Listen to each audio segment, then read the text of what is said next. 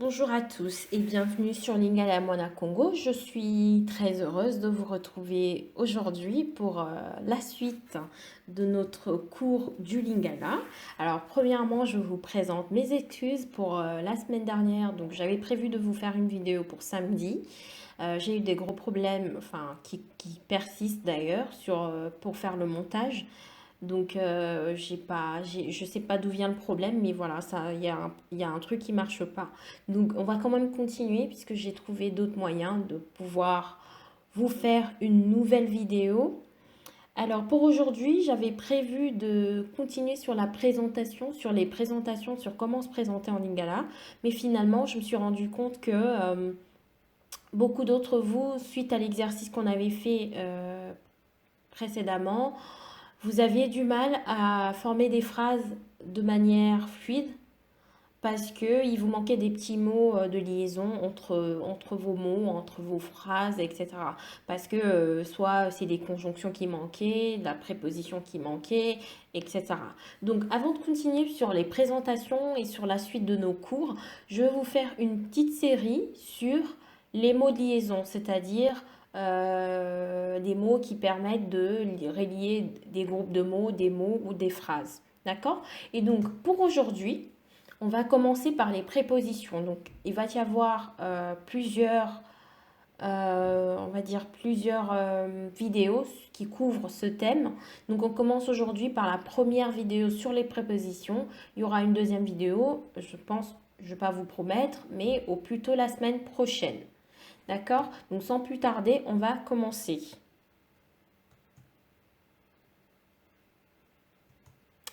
Alors, en introduction, je pense que vous savez tous c'est quoi une préposition. Pour les personnes qui ne le savent pas, une préposition c'est un mot invariable qui se place entre deux groupes de mots.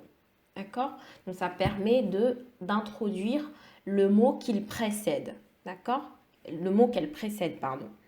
Voilà. Donc, euh, pour commencer, j'aimerais quand même faire quelques remarques qui vont vous permettre de pouvoir comprendre, enfin comprendre ou en tout cas mieux suivre euh, les prépositions ou mieux comprendre comment est-ce que les prépositions seront traduites par la suite. D'accord? La première remarque, c'est que certaines prépositions qui sont simples, alors peut-être préciser, c'est quoi une préposition simple? C'est tout simplement une préposition qui est égale à un seul mot. D'accord? Et une locution prépositive, au contraire, c'est une préposition en plusieurs mots, en deux ou trois mots. Par exemple, une préposition simple serait avant. Une locution prépositive serait avant de. Voilà. Donc avant de, c'est deux mots. Avant, c'est un seul mot. Voilà la différence rapidement. Donc certaines prépositions, pas toutes, mais certaines prépositions simples deviennent de locutions prépositives en lingala quand elles sont suivies d'autres mots. D'accord? Retenez bien ça, que certaines prépositions simples deviennent des locutions prépositives en lingala quand elles sont suivies d'autres mots. Alors, je veux vous donner un exemple pour illustrer ce que je suis en train de dire. Si on prend le cas de la préposition devant et que je vous dis regarde devant, c'est une préposition simple et en lingala, ça reste une préposition simple parce que ce n'est pas suivi d'un autre mot après. Après devant, il n'y a aucun autre mot. Donc ça reste une préposition simple. Je précise, ce n'est pas une règle générale, mais c'est un cas d'exception. Regarde devant, donc ça va se dire talaliboso, talaliboso. D'accord?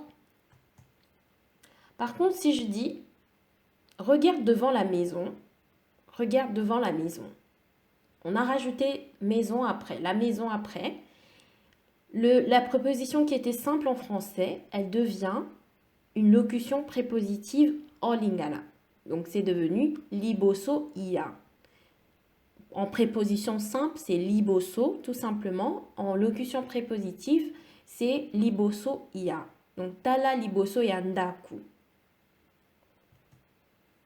Deuxième remarque, c'est que l'inverse est aussi possible. C'est-à-dire qu'on peut partir d'une locution prépositive en français qui, quand ça passe en lingala, ça devient une préposition simple. Je vous donne un exemple. Au moyen d'un bâton, pour dire au moyen d'un bâton. Je vais y arriver. Au moyen d'un bâton. On va dire nanzete, nanzete, nanzete. Vous voyez que au moyen de, c'était plusieurs mots qui avaient la fonction de préposition. Mais quand ça passe en lingala, on a à peine un seul mot, na. Donc, voyez un petit peu la différence, la nuance à faire pour ces deux remarques. Alors, une autre remarque, c'est que c'est pas vraiment une remarque, c'est juste pour vous montrer comment est-ce qu'on forme une locution prépositive en lingala. Il y a donc deux façons. Soit on a une préposition et un pronom tonique, et entre les deux, on va mettre na. Soit on a une préposition et un autre type de mot, par exemple un verbe, un nom, etc. Et dans ce cas-là, on va avoir entre la préposition et cet autre mot, ya. Je vous donne un exemple pour que ce soit plus concret. Pour dire devant moi, on dit liboso nanga. Liboso nanga. D'accord? Devant la maison, liboso yandaku. Vous voyez la différence? Devant moi, moi c'est un pronom tonique. Au lieu de mettre ya, on met na, parce que c'est un pronom qui vient après. Mais le deuxième exemple, c'est un nom qui vient après la préposition. Donc, on met plutôt ya. J'espère que c'est clair pour vous. Donc, le même devant est à la fois liboso na, en locution prépositive, mais aussi, elle peut être liboso ya, selon le mot qui suit après. J'espère que c'est clair pour vous. Et dernière remarque, c'est que la plupart des prépositions sont dites en français. Hein. Vous pouvez le dire en français. Alors, peut-être éviter de dire les prépositions qu'on aura vues aujourd'hui en français, parce que vous le connaissez en lingala. Tant qu'à faire, vous pouvez le dire en lingala. Mais tous les restes, parce que je ne peux pas lister toutes les prépositions, donc toutes les prépositions qu'on n'aura pas vues aujourd'hui, ou en tout cas dans cette leçon, vous pourriez le dire en français. Il n'y a pas de problème. Donc voilà pour cette petite précision. Sans plus tarder, on va rentrer dans le vif du sujet.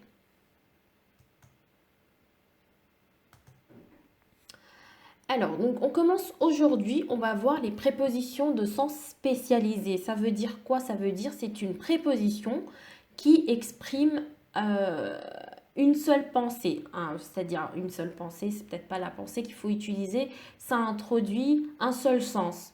C'est-à-dire que si c'est une préposition de sens spécialisé de lieu, ça va indiquer uniquement le lieu. Si c'est la manière, ça va indiquer uniquement la manière. Et ainsi de suite. Donc, il n'y a pas de... Par contre, il y a d'autres prépositions que vous pouvez utiliser et pour le temps, et pour le lieu, et pour la manière. Ça, on ne le verra pas aujourd'hui, on le verra prochainement. Mais aujourd'hui, on se concentre vraiment que sur les prépositions de sens spécialisé. Alors, on commence avec les prépositions de sens spécialisé de lieu ou de localisation. Chez se dit épa ou épaï. Épa ou épaï. Plus couramment, on utilise épa. D'accord? Un exemple. Iras-tu chez Cécile? Okokende épa Cécile. Okokende épa Cécile.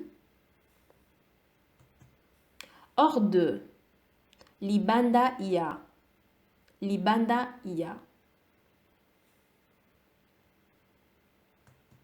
Exemple. Les enfants jouent hors de la maison. Bana bazali kosakana libanda yandaku.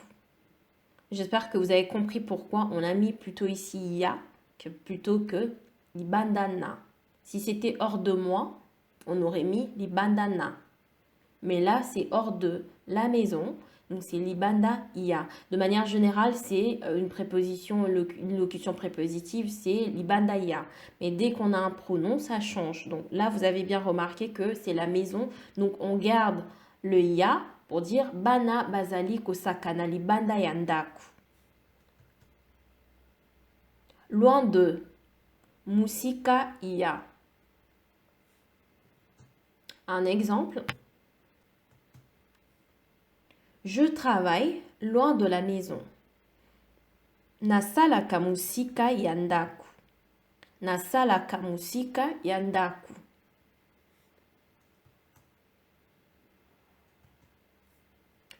Devant, liboso.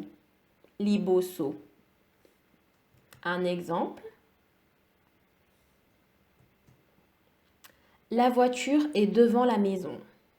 Mutuka eza liboso yandaku. Mutuka eza liboso yandaku. Derrière. Nasima. Nasima. Un exemple. Regarde derrière toi. Tala nasima naio. Donc, vous voyez que derrière, c'est aussi le même cas que devant. C'est-à-dire que quand c'est tout seul, derrière, c'est nasima. Si j'avais dit regarde derrière, je m'arrête là, on aurait dit regarde tala nasima. On s'arrête là. Donc, puisqu'on rajoute regarde derrière toi et que par ailleurs, toi, c'est un pronom, on va dire tala nasima naio. Voilà pour faire le lien par rapport à ce que je vous ai dit précédemment. Près de. Pembeni ia. Pembeni ia. Un exemple. Sa maison se trouve près d'un fleuve. Ndakunaye eza pembeni ya ebale. Ndakunaye eza pembeni ya ebale.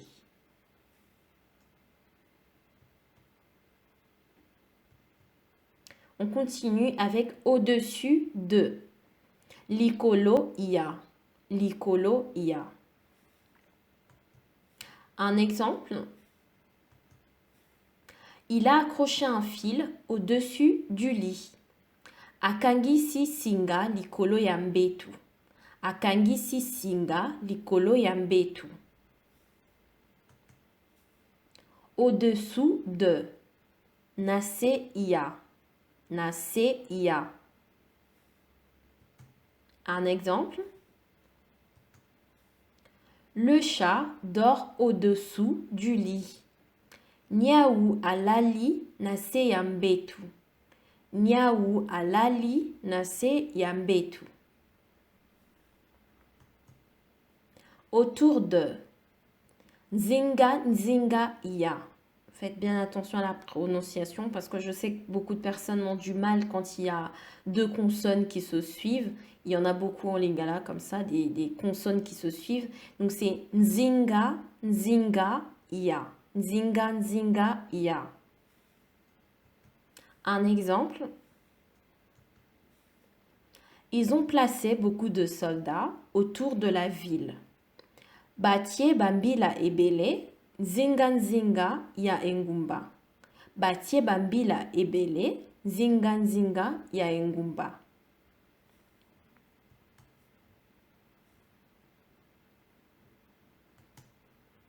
Alors, on passe sur les prépositions de sens spécialisées qui introduisent le temps.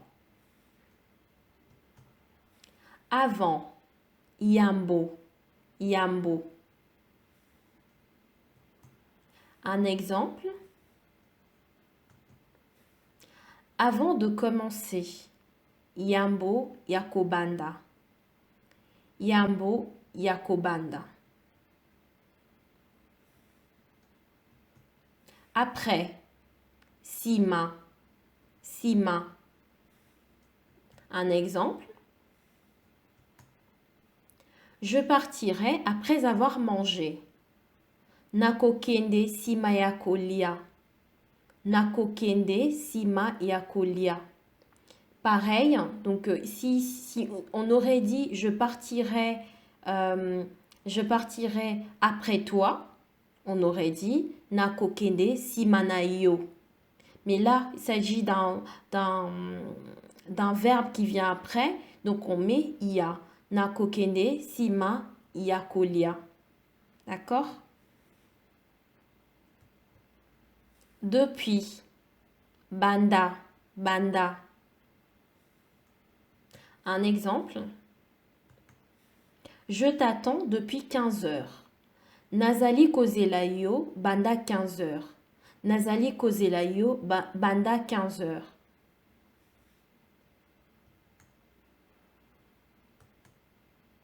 Des, kobanda. On fait bien la différence. Depuis, c'est banda. Des, c'est kobanda. Un exemple. L'école fermera dès demain. Kelasi ekokangama kobanda lobi. Kelasi ekokangama kobanda lobi. On passe ensuite sur les prépositions de sens spécialisé d'opposition ou de restriction. J'en ai pas pris beaucoup, j'en ai pris qu'une seule qui est beaucoup utilisée, qu'on connaît quasiment tous, c'est malgré. Malgré se dit ata. Ata. Un exemple. Je t'aimerai malgré la souffrance. Nakolingayo atapasi. Nakolingayo atapasi. Je sais que beaucoup d'entre vous, vous êtes en couple avec un Congolais ou une Congolaise. Donc, si vous voulez dire à la personne que vous aimez, que vous allez l'aimer malgré la souffrance, quoi qu'il arrive, vous pouvez lui dire Nakolingayo atapasi. D'accord? Voilà un petit peu pour j'en ai pris qu'un seul pour l'opposition parce que je ne voulais pas trop vous surcharger avec des prépositions.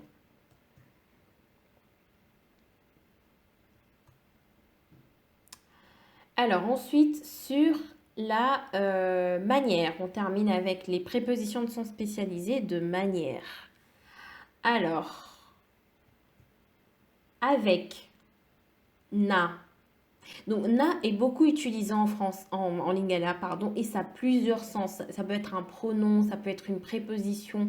Tout dépend du contexte et du sens du contexte dans lequel vous l'utilisez en fait. Vous voyez, ça peut être un pronom nasali par exemple. Ça peut être une préposition, ça veut dire avec et ainsi de suite. Donc là, dans ce contexte-ci, ça veut dire avec, na. Exemple.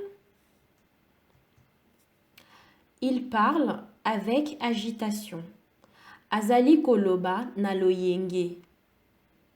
Azali koloba naloyenge. Sans kozanga ou bien ata suivi de la phrase à la forme négative. Je vais vous donner un exemple pour que ce soit clair pour vous. Alors, il parle sans conviction. Azali koloba kozanga kondima. Azali koloba kozanga kondima. Un deuxième exemple. Tu es parti sans prévenir. Alors, il y a deux façons qu'on peut utiliser pour le dire. Soit okei kozanga kolaka ou alors okei ata kolakate. Donc, la première façon, c'est que on utilise kozanga. La règle, simplement, ça va être kozanga, on l'utilise. Si c'est un nom qui suit la préposition sans, on va utiliser uniquement kozanga. Si la préposition sans est suivie d'un verbe, on peut dire soit kozanga, mais de manière courante, on va dire ata kolakate par exemple. On va utiliser ata et on fait suivre la phrase. La phrase qui suit doit être forcément à la forme négative. Donc vous reconnaissez le T qu'on a vu plusieurs fois qui exprime la négation. Donc soit on dit Okei kozanga kolaka, ça veut dire kolaka c'est prévenir. Okei kozanga kolaka, tu es parti sans prévenir. Ou okei ata kolaka te. Donc tu es parti également sans prévenir. Mais on ne peut pas dire, si je prends le premier exemple, azali koloba ata kondimate. Non, non, non, ça marche pas. Ça marche que pour le deuxième exemple, dans le cas où c'est suivi d'un verbe. D'accord? Alors, au moyen de, c'est na.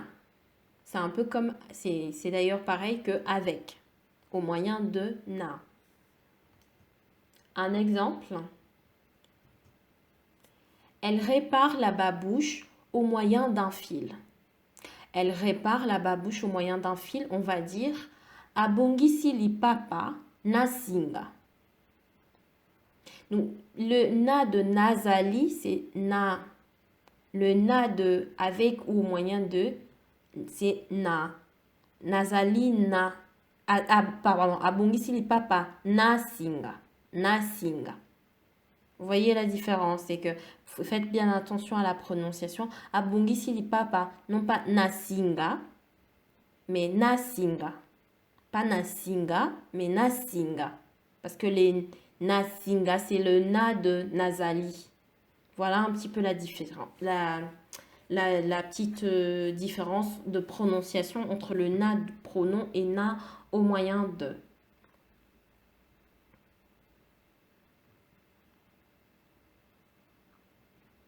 Voilà pour aujourd'hui. Donc, on a terminé avec les prépositions de sens spécialisé.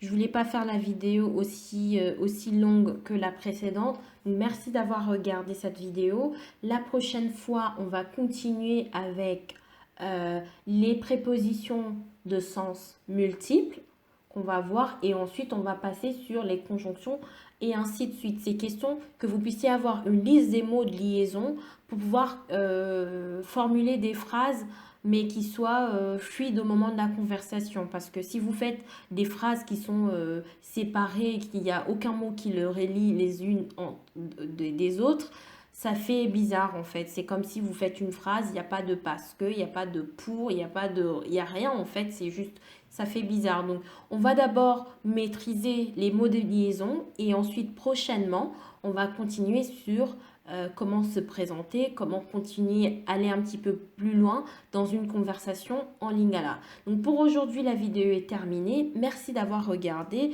N'oubliez surtout pas de vous abonner et quand vous vous abonnez, cliquez sur la petite cloche à côté de abonner pour pouvoir être au courant de tout ce que je publie, être au courant, recevoir des notifications. Aimez la vidéo, commentez-la, partagez avec vos proches, avec vos amis, avec vos frères et sœurs, avec vos parents, avec tout le monde que vous voulez. Et d'ici là, portez-vous très très bien. Si vous avez des questions, vous avez des suggestions, vous pouvez m'écrire sur ma page, via ma page Instagram, lingala-ya-mwana Congo, ou alors sur la page Facebook Lingala ya Mwana Congo. Donc d'ici là, portez-vous bien, prenez soin de vous, prenez soin de vos proches. Et moi, je vous retrouve très prochainement pour une nouvelle vidéo. Botika la malamu.